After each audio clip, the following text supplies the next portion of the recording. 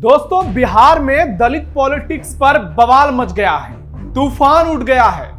RJD नेता तेजस्वी यादव दलितों को लुभाने के लिए नए नए सिगूफे छोड़ रहे हैं, नई नई बातें कर रहे हैं। लेकिन इस बार तेजस्वी बुरे फंसे, क्योंकि दलित पॉलिटिक्स पर उन्हें बिहार के सबसे बड़े दलित नेताओं में से एक पूर्व सीएम और केंद्रीय मंत्री जीतन राम मांझी ने गजब घेरा और कुछ ऐसा बोल दिया कि तेजस्वी यादव ने अपना माथा पकड़ लिया है। आरजेडी अब चारों ओर से घिर गई है, कहें तो पार्टी चारों खाने चित हो गई है और तेजस्वी को समझ नहीं आ रहा है कि मांझी के जवाब पर वो क्या पलटवार करें। नमस्कार, कैपिटल टीवी बिहार में आपका स्वागत है। मैं हूं नवेंदु शेखर झा। आज के इस वीडियो में आपको बताएंगे कैसे हम पार्टी के मुखिया जीतन राम मांझी ने नेता प्रतिपक्ष तेजस्वी यादव का पूरा खेल ही खराब कर दिया है और दलित कार्ड को पूरी तरह से चुनाव से पहले फेल कर दिया है। बुरे फंसे आरजेडी नेता तेजस्वी यादव, जीतन राम मांझी ने सरेआम धोया। तेजस्वी यादव का दलित कार्ड फेल, बिहार चुनाव से पहले हो गया खेला। जीतन राम मांझी ने गयाजी में नेता प्रतिपक्ष तेजस्वी यादव पर बड़ा हमला बोला। उन्होंने तेजस्वी के उस बयान पर पलटवार किया जिसमें उन्होंने कहा था कि बीजेपी और जेडीयू और दोनों पार्टियों की सोच एससी एसटी विरोधी है और मांझी ने इस मुद्दे पर सीधे सीधे तेजस्वी को पागल कह दिया। उन्होंने अपनी बात को साबित करने के लिए लालू प्रसाद यादव के पुराने फैसलों को याद दिलाया और जीतन राम मांझी ने साफ साफ कह दिया कि तेजस्वी यादव पागल हो गए हैं। उनके पिताजी लालू यादव ने ही मुझे दलित समझकर मुख्यमंत्री की कुर्सी से हटाया था। मांझी ने लालू यादव के बयानों और फैसलों का जिक्र करते हुए कहा कि लालू यादव पहले कहते थे चूहा पकड़ने वाले, मेढक खाने वाले, बकरी चराने वाले पढ़ना लिखना सीखो। उन्होंने सवाल किया कि लालू यादव ने अपने मंत्रिमंडल में क्या किया। उन्होंने केवल चरवाहा विद्यालय खोला और लाठी में तेल पिलाया, लाठी भांजवाया। मांझी ने उस घटना को याद दिलाया जब लालू प्रसाद यादव जीतन राम मांझी को सीएम पद से हटाने के लिए 35 विधायकों के साथ राज्यपाल के पास गए थे। उन्होंने कहा कि तेजस्वी यादव इन बातों को भूल जाते हैं क्योंकि उनका दिमाग फिर गया है, तेजस्वी पागल है। मांझी का यह बयान तेजस्वी के लिए मुसीबत का पहाड़ बन गया, क्योंकि इससे दलित समाज में तेजस्वी और लालू को लेकर दलित विरोधी होने का मैसेज जाने लगा है। यानी अपने ही दांव में तेजस्वी उल्टे फंस गए हैं, क्योंकि जीतन राम मांझी एनडीए के साथ हैं और एक दलित नेता के तौर पर बिहार में उनकी अच्छी खासी फैन फॉलोइंग भी है। ऐसे में मांझी का तेजस्वी पर पलटवार एक और जहां एनडीए के लिए जबरदस्त फायदा लेकर आएगा, वहीं दूसरी ओर आरजेडी की दलित विरोधी पॉलिटिक्स जग जाहिर हो गई है और मांझी ने एक तरह से तेजस्वी को चुनाव से पहले एक बड़ा झटका दे दिया है ताकि दलित समाज उनसे दूर हो जाए। जीतन राम मांझी ने 20 से 25 सीटों पर ठोका दावा। अतरी विधानसभा से लड़ेंगे आगामी चुनाव। गयाजी जिले के अतरी विधानसभा क्षेत्र में 29 तारीख को आयोजित हुए हम पार्टी के कार्यकर्ता सम्मेलन में मांझी मुख्य अतिथि के तौर पर पहुंचे। सभा में उन्होंने भुइयां और मुसहर समाज की एकता, राजनीतिक विरोधियों पर तीखे आरोप और अपनी आगामी चुनावी मांगों पर जोर दिया। उन्होंने कहा कि दशरथ मांझी को जो सम्मान और पुरस्कार मिलना चाहिए था वो उन्हें नहीं मिला।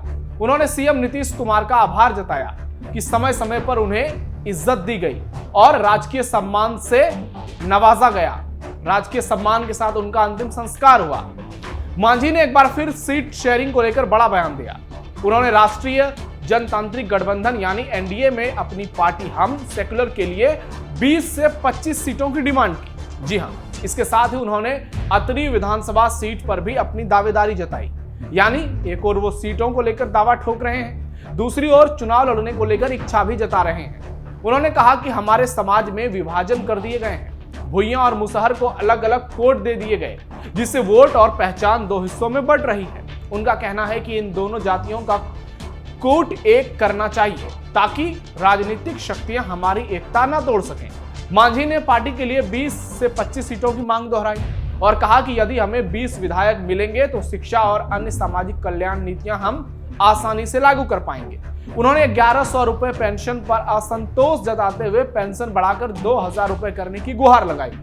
उनके मुताबिक भुइयां मुसहर की एकता ही वास्तविक चैन और विकास दिला सकती है। उन्होंने कहा कि 2015 के बाद इन समाजों में एकता आई है और इसी के बल पर 6 विधायक जीते हैं, पर कुछ लोग इस एकता को तोड़ने की कोशिश कर रहे हैं। उनका इशारा विपक्ष पर था। उन्होंने विपक्षी नेताओं पर तीखा हमला किया। तेजस्वी पर निशाना साधते हुए कहा कि तेजस्वी के पिता ने उन्हें सीएम पद से हटाने का काम किया। इस बात को वो कई बार दोहराए। उन्होंने ये भी आरोप लगाया कि कुछ लोग पैसा देकर राजनीतिक लड़ाई कराते हैं और समाज में विभाजन फैलाते हैं। सुरक्षा और विदेश नीति को लेकर भी उन्होंने पाकिस्तान पर कड़े बयान दिए और देशभक्ति की भाषा में अपनी बात रखी। मांझी ने अतरी से चुनाव लड़ने की इच्छा जताई और बताया कि वो 13 बार चुनाव लड़े और 10 में से 8 बार चुनाव जीते। उन्होंने अपने चुनाव लड़ने को लेकर कई बातें बताई और कहा कि वो 10 बार से ज्यादा चुनाव लड़ चुके हैं, 8 बार उन्हें जीत मिली है। 2020 में सीएम नीतीश के अनुरोध पर वो चुनाव लड़े और अब इसे अपना अंतिम चुनाव मानते हुए क्षेत्र से पार्टी का चुनाव लड़वाने का पूरा अभियान का जिम्मा उन्होंने संभाला है। सभा के दौरान एक व्यक्ति को हटवाने का आदेश देकर उन्होंने पुलिस से कहा कि वो नशे में लग रहा था, जिसके बाद वहां पर हलचल मच गई और वीडियो भी सोशल मीडिया पर वायरल हो गया। तो मांझी विधानसभा चुनाव से पहले एनडीए के लिए खुलकर बैटिंग कर रहे हैं और जिस तरह से मांझी बोल रहे हैं, बयान दे रहे हैं, विपक्ष पर हमले कर रहे हैं, उससे नीतीश और मोदी तो गदगद है। चिराग पासवान का तेजस्वी यादव पर हमला। एक और मांझी तेजस्वी पर हमले बोल रहे हैं, वहीं दूसरी ओर एक और दलित नेता चिराग पासवान तेजस्वी पर बड़े हमले बोल रहे हैं। बिहार में एसआईआर का काम पूरा हो चुका है और अंतिम वोटर लिस्ट को लेकर हर ओर माहौल गर्मा गया है। केंद्रीय मंत्री और एलजेपी नेता चिराग पासवान ने कहा, इससे केंद्र सरकार का क्या लेना देना है, चुनाव आयोग का ये काम है। उन्होंने कहा कि विपक्ष इस पर राजनीति कर रहा है। लिस्ट जारी होने के बाद विपक्षी इस पर और कितनी राजनीति करेंगे, ये देखना होगा। पटना पहुंचे चिराग ने मीडिया के सवालों का जवाब दिया और कहा कि नेता प्रतिपक्ष तेजस्वी यादव को युवाओं की बात करनी चाहिए। युवाओं को जाति, धर्म और मजहब में नहीं बांटना चाहिए। बिहार को 50 साल पीछे ले जाएंगे क्या ये? युवाओं को जाति, धर्म और मजहब में बांटेंगे? तेजस्वी यादव के ऊपर दलित, ओबीसी और एबीसी वोटों की राजनीति करने के सवाल पर उन्होंने कहा, ईबीसी, ओबीसी और दलित ये सब नेता प्रतिपक्ष की सोच होगी। मैं आज तक कभी इस तरह की बातें नहीं सोची है। मैंने सिर्फ और सिर्फ बिहारियों की बात की है और हमेशा बिहारियों की बात करूंगा। पटना में लगा आई लव तेजस्वी का पोस्टर। बिहार में पोस्टर पॉलिटिक्स का नया दौर शुरू हो गया है। हाल ही में पूर्णिया, पटना और वैशाली जैसे शहरों में आई लव मोहम्मद कैंपेन चर्चा में रहा। अब उसी तर्ज पर आरजेडी नेताओं ने आई लव तेजस्वी का पोस्टर जारी किया है। इसमें लालू प्रसाद यादव और तेजस्वी यादव को गरीबों, पिछड़ों और अल्पसंख्यकों की आवाज बताया गया है। इस नए पोस्टर को आगामी विधानसभा चुनाव से पहले अल्पसंख्यक और पिछड़ा वोट बैंक को साधने की कोशिश के तौर पर देखा जा रहा है। पटना में लगे पोस्टर में आई लव लालू और आई लव तेजस्वी लिखा है। साथ ही यह भी कहा गया है कि लालू गरीबों, पिछड़ों, अति पिछड़ों और अल्पसंख्यकों की आवाज है। पोस्टर पर तेजस्वी यादव की तस्वीर मुख्य तौर पर देखी जा सकती है। इसे आरजेडी नेताओं ने सार्वजनिक तौर पर जारी किया और दशहरा पर्व की शुभकामनाओं के बहाने राजनीतिक संदेश भी दिया। हाल ही में आई लव मोहम्मद कैंपेन ने बिहार में खूब बहस छेड़ी।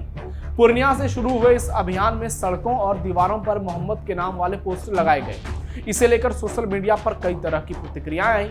अब उसी की तर्ज पर आरजेडी समर्थकों ने आई लव तेजस्वी का पोस्टर लगाया है, जिससे साफ हो गया है कि इस कैंपेन को सियासी तौर पर भी बिहार में जोड़ा जा रहा है। हालांकि बीजेपी और जेडीयू इस पर पलटवार कर रही है और तेजस्वी की घटिया मानसिकता इसे बता रही है।